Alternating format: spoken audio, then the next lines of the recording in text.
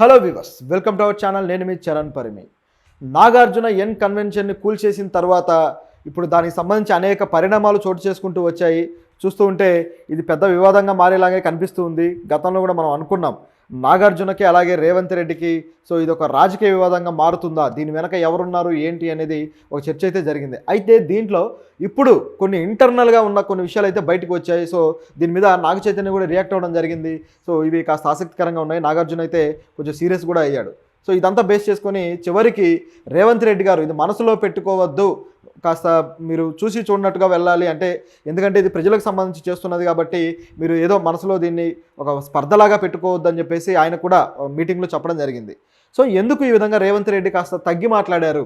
ఇప్పటిదాకా హైడ్రాని తీసుకొచ్చిన తర్వాత హైడ్రా చేస్తున్న ప్రతి యాక్టివిటీకి కూడా రేవంత్ రెడ్డి గారు చాలా దన్నుగా ఉండి ఆయన సమక్షంలో జరుగుతూ ఉన్నది. ఇది ఏం చేసినా సరే హైడ్రా ద్వారా చేసి తీరతాం, సిటీ మొత్తాన్ని కూడా సరిగ్గా ప్రక్షాళన చేస్తామని చెప్పేసి ఆయన మాట్లాడుతూ వచ్చారు. అక్రమార్కులను ఎవరిని వదిలిపెట్టేది లేదు అని చెప్పేసి కూడా ఆయన మాట్లాడాడు. ఇన్ని మాట్లాడిన రేవంత్ రెడ్డి ఇప్పుడు సడన్గా ఎందుకు ఆయన కొద్దిగా మనసులో పెట్టుకోవద్దు అని చెప్పి సినిమా హీరోకి మాత్రం చెప్పాల్సి వచ్చింది అని చెప్పి క్వశ్చన్స్ అయితే వస్తున్నాయి. ఎందుకంటే నాగార్జున గారు వీళ్ళు రేవంత్ రెడ్డి కాలేజ్ డేస్ నుంచి కూడా ఆయన హీరోనే. వీళ్ళందరినీ అభిమానిస్తూ వచ్చిన వాళ్ళే, చిరంజీవిని అలాగే నాగార్జున గారిని వీళ్ళందరినీ కూడా. తర్వాత ఒక సందర్భంలో సినిమా హీరోలు అనేవాళ్ళు చాలా బాధ్యతగా ఉండాలి, వాళ్ళు బాధ్యతగా వ్యవహరించినప్పుడే ప్రజలకు అదొక మోరల్ అవుతుందని చెప్పేసి కూడా ఆయన వ్యాఖ్యానించాడు. ఆ తర్వాత నిన్న మీటింగ్లో కూడా సినిమా హీరోలు బాధ్యతగా ఉండాలని చెబుతూనే మళ్ళీ ఆయన ఈ స్పర్ధగా పెట్టుకోవద్దని చెప్పేసి అనడం జరిగింది. ఎందుకు అట్లా అన్నాడని చూస్తే వెనకాల కొన్ని విషయాలు జరిగాయన్నమాట. ఈరోజు కేఏ పాల్ గారు, ప్రజాశాంతి పార్టీ అధ్యక్షుడు కేఏ పాల్ గారు ఒక మీడియా ఒక ప్రశ్న అడిగినప్పుడు దానికి ఒక ఆన్సర్ ఇచ్చారు. ఇది కాస్త ఆసక్తికరంగా ఉంది. నిజానికి ఆయన ఇంటర్నల్గా కాస్త ఇన్వెస్టిగేట్ చేసి మరీ చెప్పే రకం అనమాట. ఆయనకి ఈ ఎన్ కన్వెన్షన్ కూల్చివేత కావచ్చు, హైడ్రా చేస్తున్న యాక్టివిటీస్ మీద కొంతమంది మీడియా వాళ్ళు, జర్నలిస్టులు ఫోన్ చేసి దీని మీద మీరు ఏదైనా ఇన్వెస్టిగేషన్ లాంటివి చేయండి, దాని లోపల ఉన్న విషయాలను బయట పెట్టండి అని అడిగితే పాల్ గారు ఆ ప్రయత్నం చేశారట. చేసిన తర్వాత ఆయనకు తెలిసిన విషయం ఏంటంటే 100 కోట్ల రూపాయలు దీంట్లో బేరం కుదుర్చుకోవడానికి ప్రయత్నించారు, కానీ ఆ బేరం సెట్ అవ్వకపోవడంతో ఇలాంటిది జరిగింది అని చెప్పేసి పాల్ గారు అయితే చెప్తున్నారు. ఇక్కడ గమనించి చూస్తే దీంట్లో అంటే నిజంగా సిటీని అక్రమార్కుల నుంచి కాపాడే ప్రయత్నం జరగట్లేదా, హైడ్రా చేస్తున్న పని సరిగ్గా లేదా, అంటే దీన్ని అడ్డం పెట్టుకొని హైడ్రాను అడ్డం పెట్టుకొని వేరే బేరసారాలు ఏమన్నా నడుస్తూ ఉన్నాయా అనే డౌట్లు అయితే దీంట్లో వస్తున్నాయన్నమాట. నిజానికి నాగార్జున గారిది ఆయన చెప్పడం ఏంటంటే మేము హైకోర్టుకు కూడా వెళ్ళాము, 2014లోనే స్టే కూడా ఇచ్చారు. దాంతో అప్పటి నుంచి దాదాపు 10 ఏళ్ల పాటు దీని మీద యాక్షన్ అయితే తీసుకోలేదు. అప్పట్లో వచ్చిన నోటీసు కూడా అది అక్రమ నోటీసు అని చెప్పేసి నాగార్జున గారు స్టే తెచ్చుకున్నారు. అంటే ఆక్రమించుకునే అడ్డంగా గోడ కట్టింది ఏమీ లేదు అని చెప్పి, ఎందుకంటే అది దాదాపు 10 ఎకరాల్లో ఉంటుంది ఎన్ కన్వెన్షన్.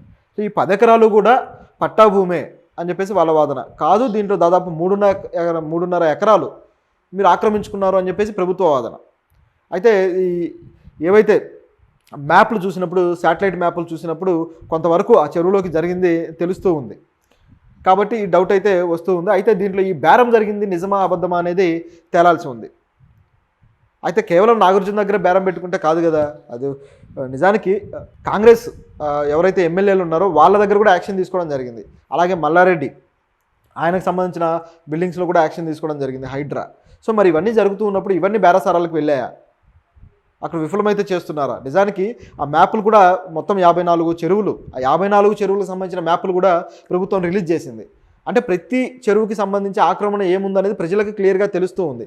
ఇంత క్లియర్గా తెలుస్తూ ఉన్నప్పుడు అందులో బేరసారాలు ఎలా సాధ్యం? ఒకవేళ బేరాలు చేయాలనుకుని ఉంటే ఈ మ్యాప్లన్నీ బయటకు తెచ్చేవాళ్ళే కాదు కదా అనే ప్రశ్న కూడా వస్తుంది. ఎందుకంటే కొన్ని చెరువులు అసలు చెరువులా కాదన్న డౌట్ కూడా ఉంది. ఎందుకంటే చెరువులన్నీ కాలనీలు అయిపోయాయి. గతంలో ఎలా జరిగేదంటే ఇప్పుడైతే డైరెక్ట్గా పెద్ద పెద్ద బడాబాబులే డైరెక్ట్గా వెళ్ళిపోయి వాటిని ఆక్రమించుకోగలుగుతున్నారు. కానీ గతంలో అయితే పేద జనాభాని ముందు పెట్టి వాళ్ళు అక్కడ గుడిసెలు వేసుకోవడము, తర్వాత వాటి వెనకాల చిన్నగా ఆక్రమించుకుంటూ వెళ్ళిపోవడము, తర్వాత వాళ్ళని అక్కడ నుంచి తరలించడము. ఇటువంటి కార్యక్రమాలు కూడా జరిగి చాలా చెరువులు కాలనీలు అయిపోయాయి పూర్తిగా.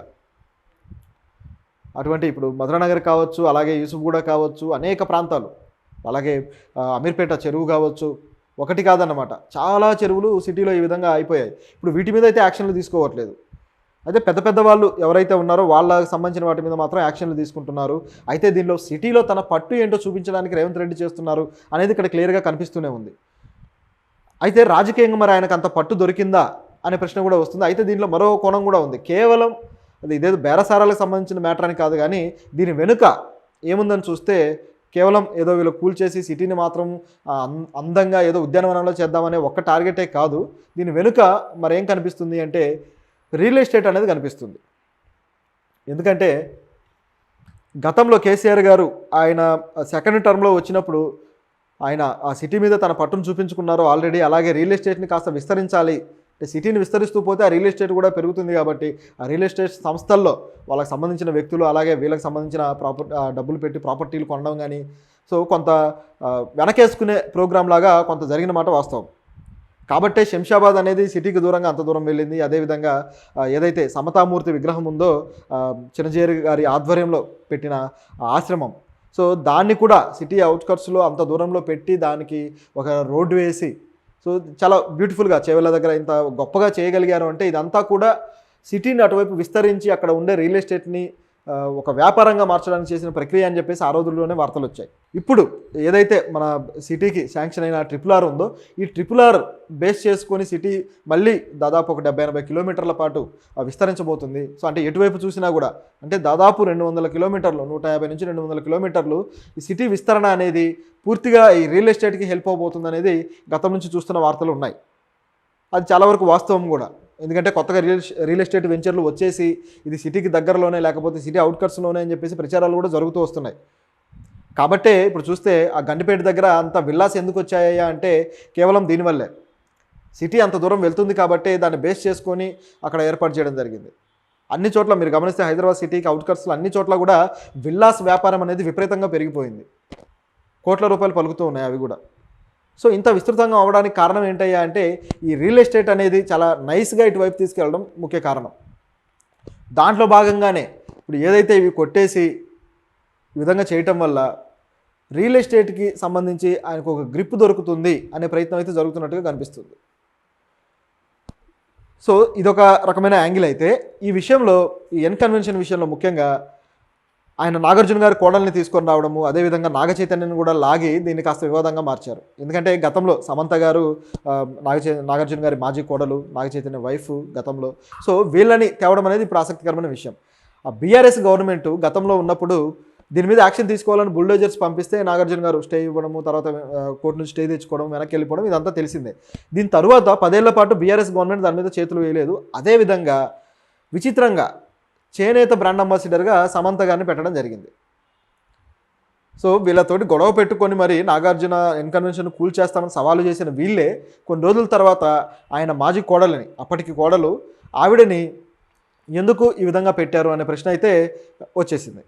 ఇది రఘునందన్ రావు గారు అయితే మీరు ఏ ఒప్పందాలు చేసుకుంటే ఈ విధంగా చేశారు అని చెప్పేసి బీజేపీ నాయకుడు ఎంపీ సో ఈ విధంగా క్వశ్చన్ చేస్తున్నాడు అనమాట. అయితే ఈ విషయంలో మరి ఆవిడ అనవసరంగా లాగారని చెప్పేసి నాగార్జున కూడా తన సన్నిహితుల దగ్గర అంటూ ఉన్నారు. ఎందుకంటే ఆవిడ ఒక సీనియర్ నటిగా ఆవిడకంటూ ఉన్న గుర్తింపు అయితే ఉంది. అయితే ఈ ఫోన్ ట్యాపింగ్లు ఇవి కూడా దాంట్లో భాగమై ఉన్నాయనేది వేరే రకం వార్తలు.